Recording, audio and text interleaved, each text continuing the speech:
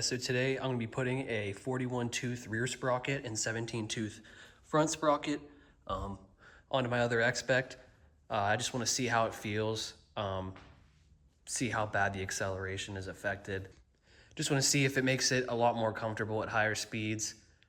Eventually, I'd like to do a video where I get like every possible sprocket size and then test every setup, every combination of them, measure the acceleration, kind of see like what would be best for certain applications. But this one I mainly just use for commuting, so I don't really need power that much.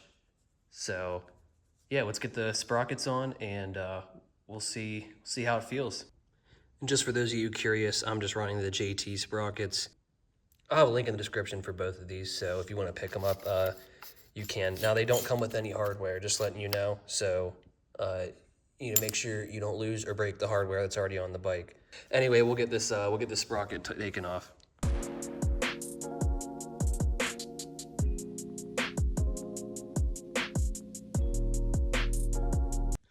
All right, so we got the rear sprocket on. It's a little worrying because like 2 of these bolts were loose because the little metal pieces here that keep the nuts from spinning, from vibration, weren't bent up from the factory. So that's, like I said, with these bikes, man, you gotta check like every little thing just to make sure. Because I mean, if that backed out, it probably would have been okay, but because where it sits on the rear set, it probably would have been just fine. But obviously, you don't want a bolt flying off your sprocket while you're driving. Just want to do a little size comparison here. Oop. I mean, that's the difference in size. So this is a big difference. Obviously, smaller rear sprocket is going to give you more top end. So we'll see how this feels. I'm hoping it's not going to be, I don't know, too slow, but we'll see. I'm wondering if it honestly feels good enough at high speeds. I might take this on the interstate. It's really cold outside, so we'll see. But yeah, this is definitely going to be interesting to see how this performs. So I'm going to get the wheel back on, and then we'll take it out.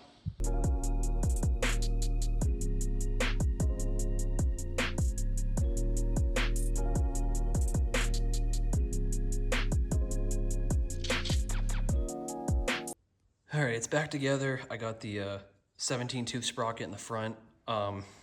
If it wasn't for the 17 tooth, I don't think the chain would have worked. You can see I have like no tension left. This stock chain is so stretched that with the smaller rear sprocket, it just pretty much was too long. But yeah, now it's good to go. I got a new chain coming for this, so it'll probably be adjusted a little better. I mean, there is like nothing left. So yeah, I'm gonna get geared up and we'll go take it for a ride. All right, so been driving it a little bit. Honestly, I think this setup is pretty good. It doesn't really feel that bad on acceleration. I think like the top end acceleration maybe is a little, like you can tell there's like a little bit of a difference. I think it could, I don't really know though. Like,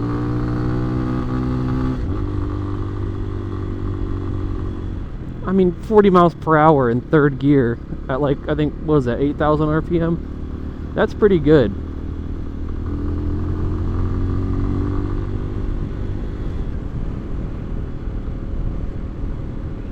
Honestly, this setup kind of feels like this is how this bike should have been. Like,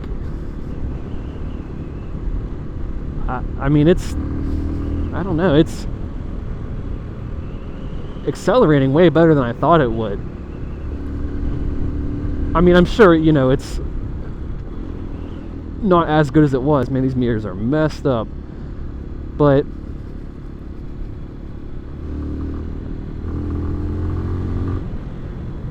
it's really not that bad.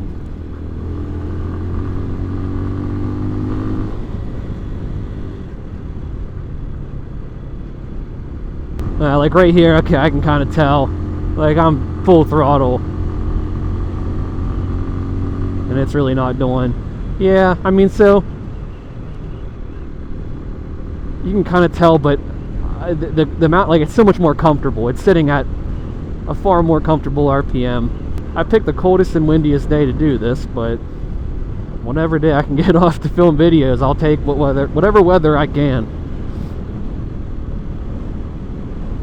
Alright, so this is where we can go a little faster and kind of see how this thing goes. So let me go from a stop.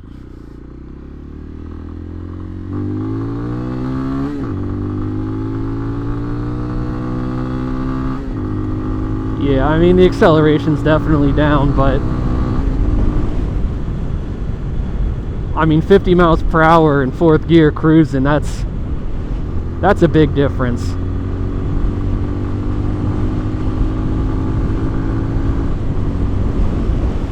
Oh, 55 is so comfortable. And of course it is like raining. It's like 40 degrees. I don't think I'm going to take this on the interstate for 2 reasons. I don't really like how the chain's set up right now, and it's really cold.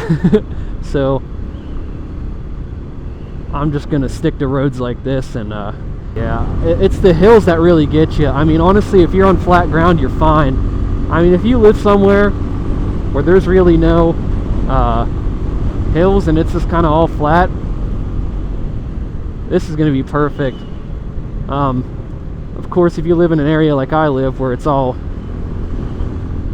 you know, all hills and everything, there's going to be somewhat of a compromise. Yeah, so that's pretty much it. Like I said, if you are in a flat area, I don't think this is going to be even slightly a problem. If you have some super steep hills in like your commute, or you know, you just live in a real, like, an area where there's a lot of hills, maybe consider maybe even put a 16 tooth sprocket in the front. I'll have to try that out and see with this setup how that feels. Obviously you're going to need probably to get an aftermarket chain if you haven't gotten one already, if you're doing this, because it's just, the rear sprocket is so small. I'll see, even now we're struggling on this hill, that you gotta really tension your chain, like, you know, like I showed earlier. This wheel is backed all the way out. When you pick up one of these, I would definitely pick up a chain if you haven't already. But that's all I got for you. Thanks for watching.